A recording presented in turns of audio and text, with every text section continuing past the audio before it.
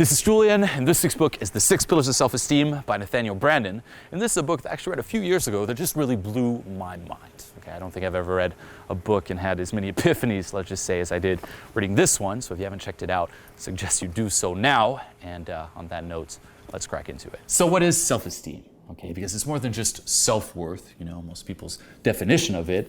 The way he defines it here is self-esteem is the disposition to experience oneself as competent to cope with the basic challenges of life and as worthy of happiness. Okay, these are the two components of self-esteem: self-efficacy and self-respect. Okay, self-efficacy being confidence in our ability to learn what we need to learn and do what we need to do in order to achieve our goals, plus the expectation of success, and self-respect being the conviction of our own value, feeling worthy, and the expectation of friendship, love, happiness as natural results of who we are and what we do. Okay, this here is self-esteem. And what's important to understand is that our self-esteem, high or low, tends to be a generator of self-fulfilling prophecies. Okay, so it works like this. Our self-esteem creates a set of implicit expectations of what is possible and appropriate to us. These expectations tend to generate the actions that turn them into realities, and the realities confirm and strengthen the original beliefs. Okay, so let's just say you have low self-esteem, you don't really feel like you can cope with the challenges of life, you don't really feel like you're appropriate to life. It's like, this is not really for me, I can't really achieve all of this. Okay, that's the belief. Okay, this here will affect your actions. So when you try something, you're probably not going to put in your full, best effort. You're probably going to self-sabotage a bit, and then you will fail. You won't accomplish all of that, and that failure will then reinforce, see, I knew I couldn't accomplish all of that. It'll reinforce that low self-esteem. Okay, and it's just this cycle that goes on and on and on, and that keeps you just stuck. Okay, it's a continuous feedback loop between our actions in the world and our self-esteem. The level of our self-esteem influences how we act, and how we act influences the level of our self-esteem. And this is why self-esteem is so important. Okay, it affects every single aspect of your life, be it in the workplace. For example, you may choose a career that never goes anywhere, or you may know people like that, just always complaining like, I'm just stuck in my job, yet they do nothing about it. Why? Because deep down inside, they don't feel appropriate to, say, a better career. They're like, this is the best that I can do, and that career reinforces that this is the best that they can do. They may have aspirations that always get sabotaged, like all these different plans and ideas that just never happen. For example, I love this. It uses the example of a promotion. Okay, let's just say you get a promotion. Instead of being happy about that promotion, a lot of people are kind of panicked. They're like, oh my God, I got promoted, all these responsibilities. Or if you get a new job, it's like, oh, I don't know about this job. Yeah, it was exciting, it was what I wanted to do, but suddenly there's way more responsibility. Maybe I won't be able to master the new skills. Maybe I won't be able to do it all. And suddenly that little voice goes, hey, what? You're an imposter. Maybe you don't belong here. And you start self-sabotaging. Like, this is too much. I don't feel appropriate to this. Your self-esteem is not that high. And then you get fired. And then when you get fired, as I mentioned before, the feedback loop, see? I told you, I was an imposter, I couldn't master this. The promotion was not for me, and you're stuck in whatever career you're in. This will also affect your relationships. What he says here is that there really is no greater barrier to romantic happiness than the fear that I'm undeserving of love and that my destiny is to be hurt. Okay, it's like, I don't deserve this, it'll never last, this person's too good for me. Once again, I'm an imposter, and it becomes a self-fulfilling prophecy. We know that we are doomed, we know that our relationship is doomed, and then we behave in ways to make reality conform to our knowledge. Okay, so for example, you may pick someone who will inevitably reject or abandon you, and you're like, hey, see, I told you it wasn't gonna last. I told you I did not deserve this. What can I do? And you just keep going for those type of partners, or you might go with someone who, you can actually be happy, but instead of experiencing that joy, you continuously demand excessive reassurances, you try to control, say, the other person, you try to dominate the relationship, or you find ways to reject your partner before they can reject you. Again, classic self-sabotage, and the question here is, if I do not feel lovable, it's very difficult to believe that, say, anyone else could love me. It's like, hey, if I don't love myself, why does this person love me? Or, okay, that person loves me, but because they love me, they're not good enough for me. Okay? Only someone who will reject me is an acceptable object of my devotion. Or you may even stay in the relationship, and he says this here, as long as you're not happy. So you'll just stay in this destructive relationship, because by not being happy in your relationship, you're reinforcing that, again, idea of, hey, I don't deserve happiness. Not happy, don't deserve it, perfect, this is the relationship for me. And this obviously also affects how you interact with people, how you deal with people, how likely you are to rise or how much you are to achieve, your health, okay, for example, destructive eating and living habits, over-dependence on drugs, and what personal happiness you attain. Okay, most of us live in chronic anxiety and depression, and we have an inability to enjoy success. Even when we get it, we just can't enjoy it because it's not enough. Okay, that there is a consequence of having low self-esteem. You know, what he says is, if my aim is to prove that I am enough, the project goes on to infinity. Okay, it's always one more, and you may turn into, say, a workaholic, okay, low self-esteem. It undercuts the capacity for satisfaction because with the self-respect, you don't feel worthy of happiness. Okay, and when we have unconflicted self-esteem, joy is our motor, not fear. Okay, it is our happiness that we wish to experience, not suffering that we wish to avoid, and our motive is not to prove, okay, our worth, but to live our possibilities, like see what new frontiers we can reach, and it's creativity that drives us, not safety. Okay, it's again growth versus protection. And we can't avoid the importance of self-esteem. Okay, you may ignore it. You can ignore it all you want. It's happening whether you like it or not. And this is why it's so important to work on it and raise your self-esteem. Okay, and you can do so by focusing on actions or practices. Okay, basically something you do over and over again, a way of being, and this here will affect your self-esteem. Okay, and this is important to understand. You can't work on it directly because it is a consequence of internally generated actions, but you can work on those actions. Okay, and here come the 6 pillars of self-esteem, the 6 practices, if you will. The first is the practice of living consciously. Number 2, the practice of self-acceptance. Number 3, the practice of self-responsibility. Number 4, the practice of self-assertiveness. Number 5, the practice of living purposefully. And number 6, the practice of personal integrity. Okay, and we'll dissect these now. So the first one is the practice of living consciously. Okay, basically having a mind that is active versus passive, that seeks awareness versus simply not bothering, that is responsible toward reality versus that escapes or evades reality. Okay, some examples. I know I'm not giving my job my best, but I don't want to think about it. You know, it's just too much anxiety. It'll take care of itself. You know, I know there's a situation I need to deal with, but you know, I'll deal with it someday. You know I'm not giving my loved ones enough time, but you know, someday. You know, someday I will. Someday they'll thank me. You know, I just don't want to confront that right now. I know I'm wrecking my health. You know, this is not the healthiest thing to do, but someday or in the future or you know, whatever, you fill in the blank. Okay, basically anything to just turn a blind eye to reality. Okay, we don't want to deal with it. It's too stressful, too anxiety-provoking, so we just choose not to. Guess what? We can choose that. We can choose to confront reality or not. It's not like by default we're confronting reality. We can choose to acknowledge it or not. We can live in a little dream world, in a fantasy land, in a mental fog. And what he says is that we can't feel competent or worthwhile conducting our lives in this mental fog. Okay, you need to reconnect with reality. You need to live consciously.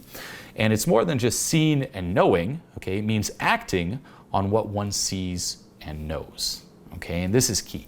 Being concerned to know if your actions are in alignment with your purpose or values. Okay, and this here is what affects your self-esteem. Okay, so basically throughout our lives, we're confronted with thousands upon thousands of choices. Okay, and they're usually small choices, not just the big ones.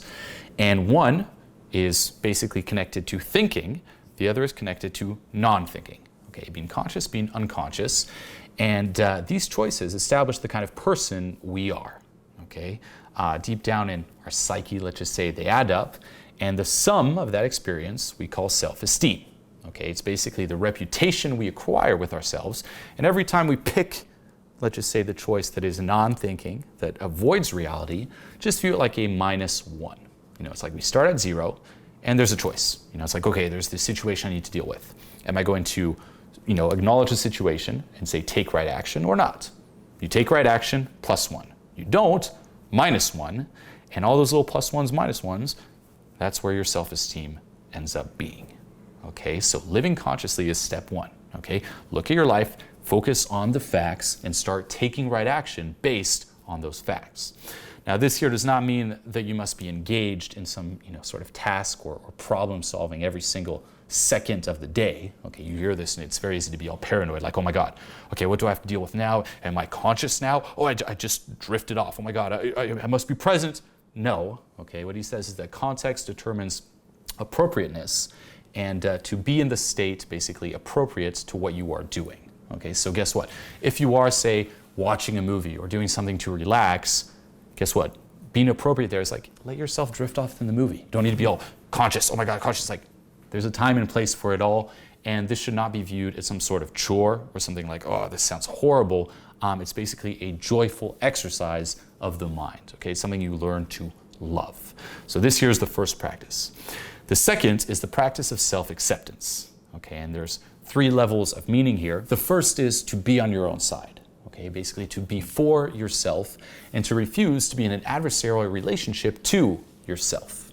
Some people are just so self-hating, self-rejecting. It's this constant adversarial relationship that no work or growth work can actually begin until this problem is addressed. Okay, that's the first level.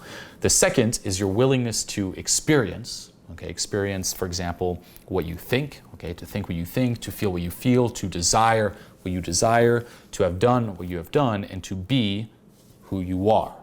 Okay, it's the refusal to regard any part of yourself as alien or not me. Okay, any physical part, any thought, any emotion, and so many of us do. It's like we experience something that is unpleasant. We feel guilty about experiencing it. We're like, oh, that was not me. You just repress it. You don't acknowledge it. You don't accept it. Okay, and what he says here is that accepting doesn't mean liking. You may have an emotion you don't like, but guess what? Acknowledge that it's an expression of who you are. Okay? If I refuse to accept that I often live unconsciously, for example, how will I learn to live more consciously? It's like just fully accepting, like, this is me right now, and then from there, you can start getting to work. The third level is the idea of compassion, and that is being a friend to myself. So for example, it's accepting and, say being compassionate if you do something, that's an undesired behavior. Let's just say you do something quote unquote bad.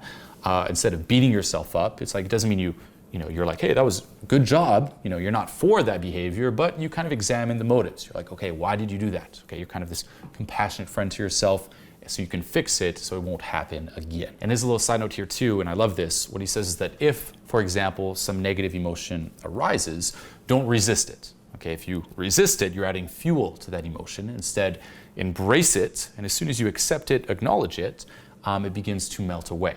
Okay, but let's just say you keep resisting it. What he says is, don't resist it, and don't resist your resistance to it. Okay, so accept, for example, the fact that you're resisting it, and then go from there. Okay, this here is the second practice. The third is the practice of self-responsibility. Okay, and what he says is that to feel competent to live and worthy of happiness, I need to experience a sense of control over my existence. Okay, and this means to take 100% responsibility for your life and your well-being. Okay, taking responsibility for your happiness is empowering. It places your life back in your own hands. So many of us would just continuously blame external circumstances, other people for everything that's happening, and we rarely take responsibility. And although it may feel good to blame someone else, you're giving them control. You have zero control, and obviously that will affect your ability to cope with different challenges. It'll affect your self-esteem. Okay, so take responsibility and realize here too that no one owes you the fulfillment of your wishes. Okay, recognize that other human beings are not servants and do not exist for the satisfaction of your needs. It's shocking to hear. It's like, well, of course, but they don't. Like we all think someone is coming. And he writes this too. It's like, no one's coming to save you. No one is coming to make your life right. No one is coming to solve your problems. If you don't do anything, nothing's going to get better. Okay, and this dream of the rescuer who will deliver us, may offer some sort of comfort, but it's never going to happen, and it's going to keep you stuck. And we all believe this. Like, hey, if I suffer long enough, somehow maybe a miracle will happen. It won't. Okay, you're all alone. Start taking responsibility, and from there, you can start making things better. Okay, the fourth practice is the practice of self-assertiveness. And there's a little exercise he talks about here where he's in a classroom and he makes someone go in front of the class and say, I have the right to exist. And to say it extremely confidently. And he asks the class, like, does that person mean it? And a lot of people have trouble meaning this. Like actually yelling out, like, I have the right to exist. And fully, confidently meaning it and being congruent to that. We all feel like we're walking on eggshells, like that's our entire existence. We're afraid to put ourselves out there. We're afraid we'll deal with negative emotions. We're afraid people will judge us. We're afraid of the repercussions. And we just turn into these little wallflowers. We have trouble asserting ourselves. And what he says here is that self-assertiveness means honoring your wants, your needs, your values, and seeking the appropriate forms of their expression in reality. Okay, and this is a practice. Okay, it's the willingness to stand up for yourself, to be who you are openly, to treat yourself with respect in all human encounters. Okay, every time you deny yourself, say, your needs, your wants, or even in more subtle ways, like you have a certain idea at your job and you want to put it out there, or you put it out there but you don't fight for it, guess what? You're betraying yourself and your self-esteem will suffer. Okay, it's not the external world that's doing it to you, it's you doing it to yourself. Okay, people pleasers are another example of this. The fifth practice is the practice of living purposefully. Okay, and this means basically using your powers for the attainment of goals you have selected. Okay, to live without a purpose is to live at the mercy of chance. Okay, it's like whatever happens will happen. You're just a drifter. No, okay, you should be proactive, not reactive. If you don't do something, okay, kind of linking it to self-responsibility, nothing will happen. Okay, and to live purposely is to be concerned with these questions here. What am I trying to achieve? How am I trying to achieve it? Why do I think these means are appropriate? Does the feedback from the environment convey that I am succeeding or failing? Is there new information that I need to consider? Do I need to make adjustments in my course or in my strategy or in my practices? Do my goals and purposes need to be rethought? Okay, you should constantly be asking yourself these questions, and to live purposely and productively require that we cultivate within ourselves a capacity for self-discipline as well. Okay, that's the fifth practice. And the last one here is the practice of personal integrity. Okay, and this kind of goes hand in hand with what we talked about before in the practice of living consciously. What it means is staying true to yourself. Okay, integrity asks that our effort to find the best choice be authentic, that we stay conscious, stay connected to our knowledge, call on our best rational clarity, take responsibility for our choice and its consequences, do not seek to escape into the mental fog. Okay, it kind of encompasses all of the other pillars, and once again, it's like, hey, want all of this, you're on top of it, you're congruent to it, there's a match, and lies really do not work. One of the great self-deceptions is to tell yourself, only I will know. It's like, oh, I have this value, I didn't make the right choice there, but no one else will know. Well, guess what? It doesn't matter about other people knowing. What truly matters is you knowing, because you're the one who affects your own self-esteem. So these here are the 6 pillars of self-esteem. Okay, and it's important to understand here too that all of these practices are both a cause and an effect of good self-esteem. Okay, they generate good self-esteem, but they're also an expression of good self-esteem. Okay, remember, it's all this feedback loop. But this is how you raise your self-esteem. There is no other way. Okay, and once again, you can achieve success, you can achieve, the promotion you want, you can become whatever you want to become. If you don't get this handled, you will not be able to appreciate it. Okay, you will not feel worthy of it, and most likely you will self-sabotage and you will lose it. Okay, so the only way to basically achieve success is to integrate these practices into your life. This here is where you start. Okay, it's not seeking anything external, it's your own actions. Okay, your own actions are the only things that can affect your self-esteem. So yeah, if you resonate with this, check out the book, and as always, check the comments for the next one. Until next time.